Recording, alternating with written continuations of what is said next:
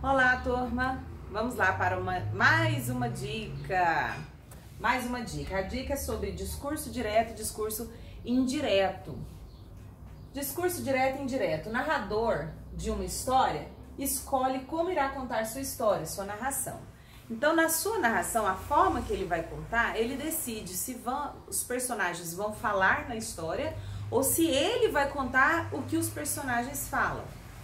Aí que acontece o discurso. Discurso é quem fala, discurso é falar. Então ele vai decidir quem fala. Se for o próprio personagem, nós chamamos de discurso direto. As falas ocorrem como são. O narrador utiliza de sinais como 2 pontos e travessão para mostrar essas falas, para mostrar tais falas. Por exemplo, ele disse, 2 pontos, travessão, vamos sair hoje. Então, o narrador tá lá contando, fala assim, ele disse. Aí o personagem é quem fala, vamos sair hoje. Então, isso aqui foi uma mulher, foi um homem, não importa. Foi um cachorro, foi um passarinho. O personagem que falou, ele falou diretamente. Não foi o narrador que contou o que o personagem falou. Então, quando o personagem, dentro de um texto, ele mesmo fala, nós temos que indicar isso. Com 2 pontos e travessão. Há outras formas, mas a forma mais tradicional é essa. E o discurso indireto é aquela em que o personagem fala, mas ele não fala diretamente. É o narrador que conta. Que nem você, quando está contando na sua casa o que um coleguinha te falou.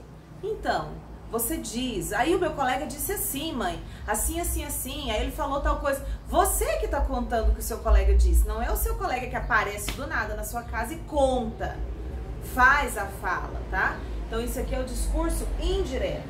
O narrador nos conta as falas dos personagens. É como se o narrador se colocasse no lugar do personagem e revelasse as falas deles. Por exemplo, a mesma fala de cima. Ele disse para saírem hoje.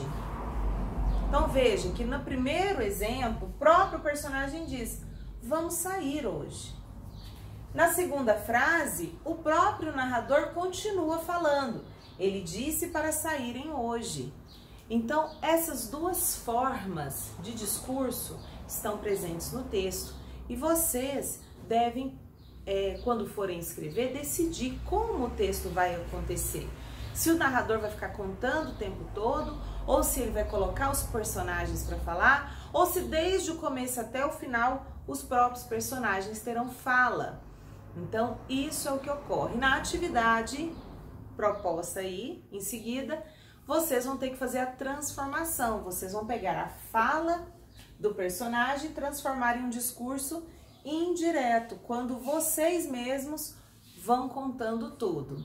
Tá bem simples, mas se houver dúvida, lembra de perguntar. E essa é a dica de hoje, discurso direto, discurso indireto. Tchau!